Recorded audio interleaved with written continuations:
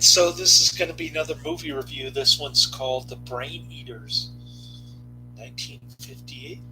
I'm giving this 5 out of 5 stars. I love this low budget AIP sci-fi from the late 50s. Gets a it gets a 4.3 out of 10 on IMDb. The movie poster is, of course, better than the actual movie, as is the case with a lot of these AIP things. But it takes place in Riverdale, Illinois. These these creatures from the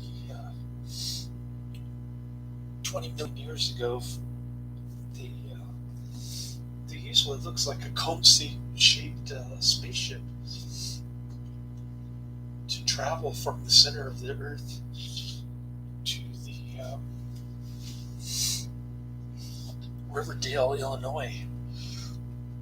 And so these scientists in this center alter powers. They find the parasites that attach to the back of the neck, and they put 2 holes like a vampire. And I'm not sure about the title of the movie because it talks about disabling the nervous system, but in actuality, they sort of take control of people's minds, mostly authorities and workers, and they make it communication with the outside world impossible. Um,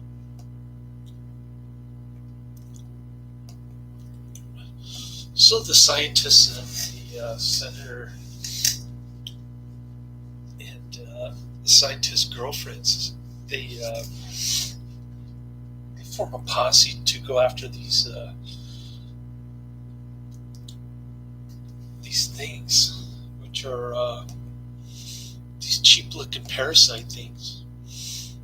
And Bruno VeSota, who was an actor in a bunch of the AIP movies from the late 50s, he actually got Roger Corman to let him direct this movie.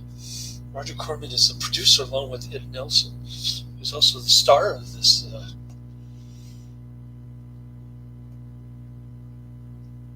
movie. Um, so a lot of different AIP people involved with this, and yeah, it's a great black and white, low budget sci-fi thing. Um, it's got the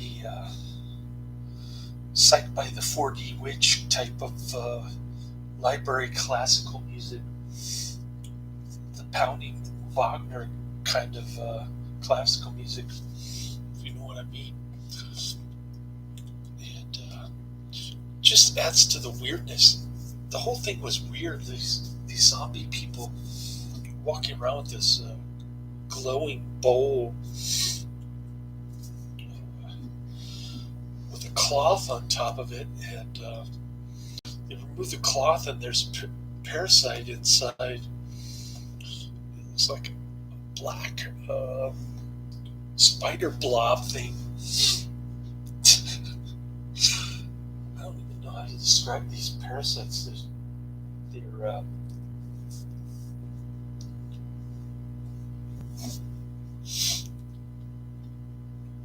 they're few and far between, and you don't get to see much of them. But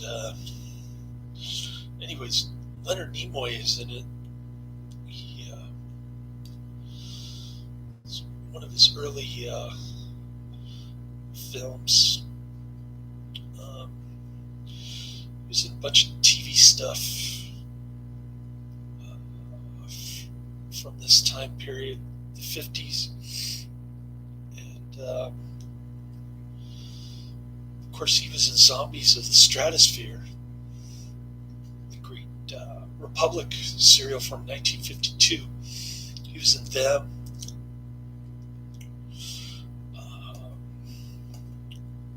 bunch of 50s stuff. He had been doing movies since 51, and TV shows too. Uh, so this wasn't his first appearance, but it was one of his early appearances. And he's unrecognizable in this one. You can just recognize his voice, that's about it. Mr. Spock that I used to watch when I was in preschool. Anyways, yeah, he's in it. Great film. It's low budget. I think they made it for $26,000 was the budget for this. Roger Corman, Ed Nelson, and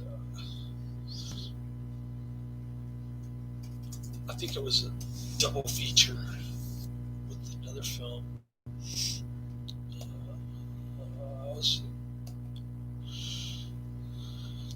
Some glorious black and white AIP, of course. And, depending on which market it was either double feature with Earth versus the Spider or Terror from the Year 5000. So, pretty cool flick.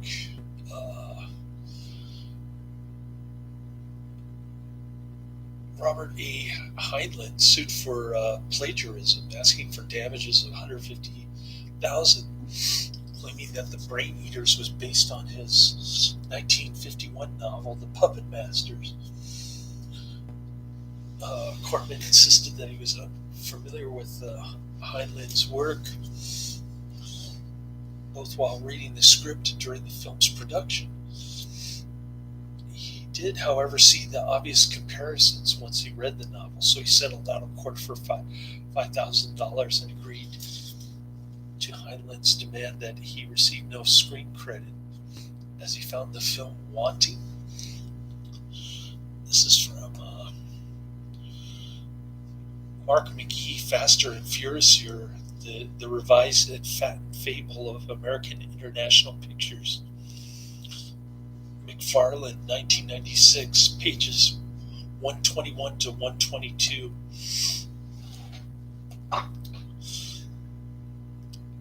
That would be an interesting book to have, along with the one I was telling my new fan about,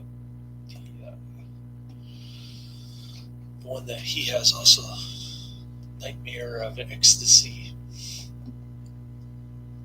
That might be a good companion book right there. So, cool flick. Love the 50s sci-fi movies. And that's the end of my review. Laters.